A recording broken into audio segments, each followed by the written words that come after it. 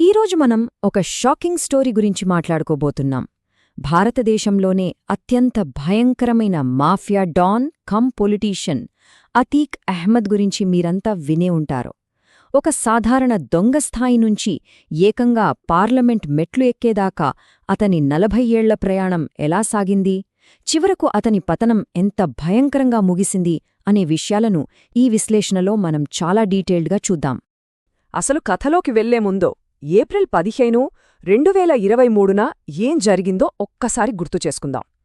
రాత్రి 10 గంటల సమయం. మీడియా అంతా లైవ్ టెలికాస్ట్ చేస్తోంది. చుట్టూ భారీ పోలీస్ భద్రత ఉంది. కాని అకస్మాత్తుగా 3 కుర్రాళ్లు దూసుకొచ్చారు.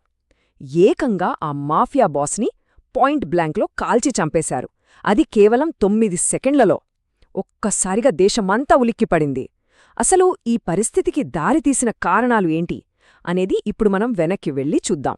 ఈ స్టోరీ అంతా 1979లో మొదలైంది. ఒక కుర్రాడు నేర ప్రపంచంలోకి ఎలా అడుగుపెట్టాడో చూస్తే నిజంగా ఆశ్చర్యమేస్తుంది. 1979లో అలహాబాద్ అంటే ఇప్పుడు మనం పిలుచుకుంటున్న ప్రయాగ్రాజ్లో ఒక పేద కుటుంబంలో పుట్టాడు అతీక్ అహ్మద్. 10వ తరగతి ఫెయిల్ అవడంతో ఈజీగా డబ్బు సంపాదించడం కోసం రైల్వే వ్యాగన్ల నుంచి బొగ్గు దొంగతనం చేయడం స్టార్ట్ చేశాడు. అలా చిన్న చిన్న దొంగతనాలతో మొదలై ఆ టైంలో అలహాబాద్ను గడగడలాడించిన లోకల్ డాన్ చాంద్ బాబా దగ్గర చేరాడు. అక్కడ నేరాల్లో అన్ని మెలకువలు నేర్చుకున్నాడు. ఇక 1989 వచ్చేసరికి ఈ సీన్ రివర్స్ అయింది.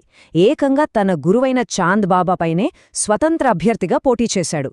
నడి రోడ్డుపైనే అతన్ని దారుణంగా హత్యచేసి మొదటిసారి ఎమ్మెల్యేగా అసెంబ్లీలో అడుగుపెట్టాడు. ఊహించగలరా?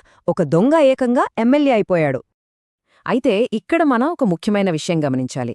తాను చేసే తప్పుల నుంచి, చట్టం నుంచి శాశ్వతంగా తప్పించుకోవాలంటే పాలిటిక్స్లో ఉండటం చాలా అవసరమని అతీక్ ముందే గ్రహించాడు. దానికి బెస్ట్ ఎగ్జాంపుల్ ఏంటంటే 1986లో యూపీ ప్రభుత్వం మొదటిసారి గ్యాంగ్స్టర్ యాక్ట్ను తెచ్చి అతీక్ను అరెస్ట్ చేసింది.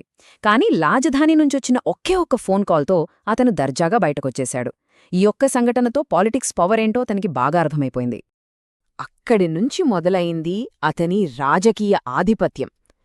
క్రైమ్, పాలిటిక్స్ రెండూ కలిసిపోయిన ఒక చీకటి అధ్యాయమదే. ఈ 2 క్యారెక్టర్స్ని ఒకసారి చూడండి. ఒకవైపు 120 మందికి పైగా షాప్ షూటర్లతో తనకంటూ ఒక ప్రైవేట్ ఆర్మీని నడుపుతూ రైల్వే స్క్రాప్ టెండర్లను తన గుప్పిట్లో పెట్టుకున్న మాఫియా డాన్. మరోవైపు చూస్తే 1991, 1993 ఎన్నికల్లో వరుసగా గెలిచి గౌరవనీయమైన ప్రజాప్రతినిధి. అంతేకాదు 2004 నాటికి ఫుల్పూర్ నియోజకవర్గం నుంచి ఏకంగా ఎంపీగా గెలిచి పార్లమెంట్లో అడుగుపెట్టాడు. ఈ ద్విపాత్రాభినయం నిజంగా షాకింగ్ గదూ? ఈ రాజకీయ అండ చూసుకుని అతను ఎంతలా రెచ్చిపోయాడంటే ప్రజాస్వామ్యం అంటేనే ఏమాత్రం గౌరవం లేకుండా పోయింది. 1995లో జరిగిన ఆ ఫేమస్ గెస్ట్ హౌస్ కాండ గురించి మనం చెప్పుకోవాలి.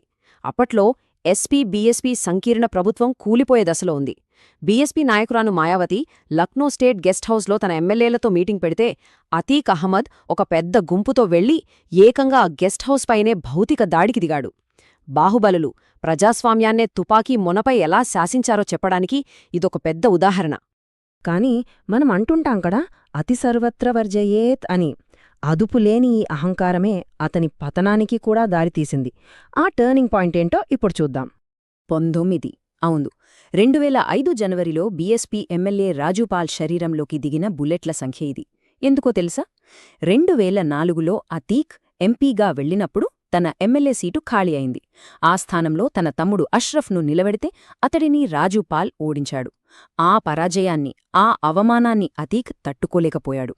పట్టపగలు నడి రోడ్డుపై ఒక సిట్టింగ్ ఎమ్మెల్యే అని కూడా చూడకుండా ఏకంగా 19 బుల్లెట్లతో రాజుపాల్ను దారుణంగా కాల్చి చంపించారు. కానీ పరిస్థితులు ఎప్పుడూ ఒకేలా ఉండవు. 2007లో యూపీలో ప్రభుత్వం మారి మాయావతి సీఎం కాగానే సీన్ మొత్తం మారిపోయింది. పాత పగలు భగ్గుమన్నాయి. ఒకే ఒక్క రోజులో అతీక్ పైన 113కు పైగా కేసులు ఫైలయ్యాయి. ఆస్తులన్నీ జప్తు చేశారు. ఎవరికీ భయపడని ఆ మాఫియా సామ్రాజ్యం మొట్టమొదటిసారి ప్రాణభయంతో అండర్గ్రౌండ్లోకి వెళ్ళిపోవాల్సి వచ్చింది. చివరకు ఢిల్లీకి పారిపోయి అక్కడ పోలీసులకు దొరికిపోయాడు. ఇక ఈ స్టోరీలో అతిపెద్ద ట్విస్ట్ 2017లో వచ్చింది. యూపీ రాజకీయ ముఖచిత్రంలో ఒక పెను మార్పు సంభవించిన సంవత్సరమది.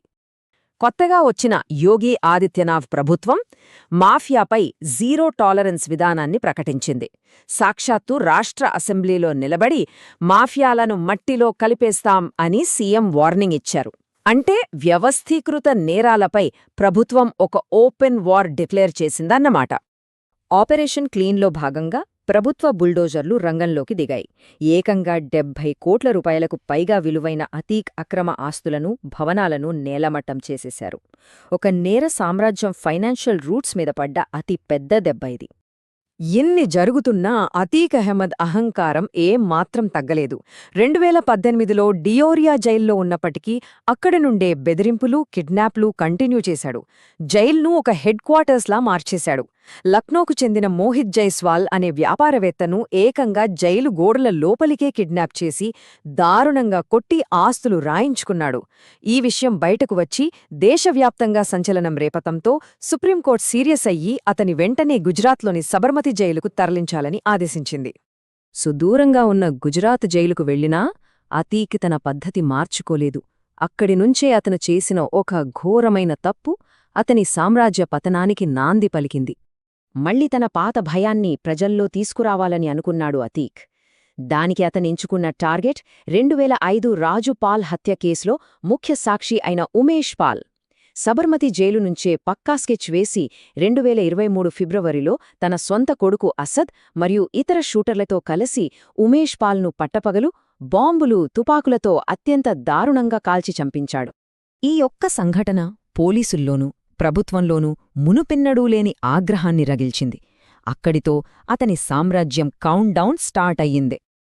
ఉమేష్ పాల్ హత్య తర్వాత యూపీ పోలీసులు ఉక్కుపాదం మోపారు. ఇదొక డామినో ఎఫెక్ట్లా మారిపోయింది. చూస్తుండగానే కొన్ని వారాల్లో ఎస్టీఎఫ్ ఎన్కౌంటర్లో కొడుకు అసద్ చనిపోయాడు. 40 ఏళ్లుగా భయపెట్టిన ఆ క్రిమినల్ సిండికేట్ పేకమేడలా కుప్పకూలింది. ఇది మనం మొదట్లో మాట్లాడుకున్న ఆ భయంకరమైన క్లైమాక్స్కి దారితీసింది. ఏప్రిల్ 15 రాత్రి ప్రయాగ్రాజ్లోని ఒక ఆస్పత్రికి మెడికల్ చెకప్ కోసం అతీక్, అతని తమ్ముడు అష్రఫ్ను పోలీసులు తీసుకువెళ్తున్నారు. అప్పటికే కొడుకు చనిపోయాడన్న బాధలో ఉన్న అతీక్ను మీ కొడుకు అంత్యక్రియలకు ఎందుకు వెళ్లలేదు అని జర్నలిస్టులు అడిగినప్పుడు నహిలేగయేతు నహిగయే అంటే వాళ్లు తీసుకువెళ్లలేదు అందుకే వెళ్లలేదు అంటూ చాలా నిరాశగా బదులిచ్చాడు. బహుశా ఆ నేరస్తుడి నోటినుంచి వచ్చిన చివరి మాటలు అవేనేమో. ఆ మాటలన్న మరుక్షణం జర్నలిస్టులు రూపంలో వచ్చిన 3 యువకులు వారి తలలకు తుపాకులు గురిపెట్టి కేవలం 10 సెకండ్ల వ్యవధిలో 18 రౌండ్ల కాల్పులు జరిపారు. మీడియా కెమెరాల ఫ్లాష్ల మధ్య ఒక భయంకరమైన 40 ఏళ్ల సామ్రాజ్యానికి లైవ్ టెలివిజన్లోనే రక్తసిక్తమైన ముగింపు పడింది. అయితే ఈ హత్య తర్వాత బయటపడిన నిజాలు మరింత షాకింగ్గా ఉన్నాయి. ఆ 3 షూటర్లు వెంటనే లొంగిపోయి అండర్వరల్డ్లో పేరు కోసమే తాము ఈ పనిచేశామని చెప్పారు.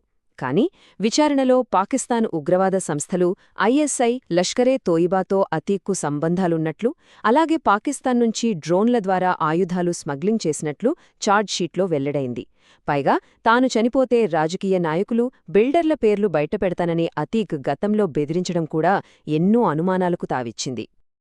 ఇదంతా చూస్తుంటే మనకు పెద్ద ప్రశ్న మిగిలిపోతుంది కదో, ఆ 3 షూటర్లు నిజంగానే అండర్వరల్డ్లో పేరుకోసమే సొంతంగా పనిచేశారా, లేక ఏవైనా ప్రమాదకరమైన రాజకీయ రహస్యాలు ఎప్పటికీ బయటకు రాకుండా శాశ్వతంగా పూడ్చిపెట్టడానికి తెర వెనక ఉన్న పెద్దలు ఎవరైనా వాళ్లను పావులుగా వాడుకుండారా?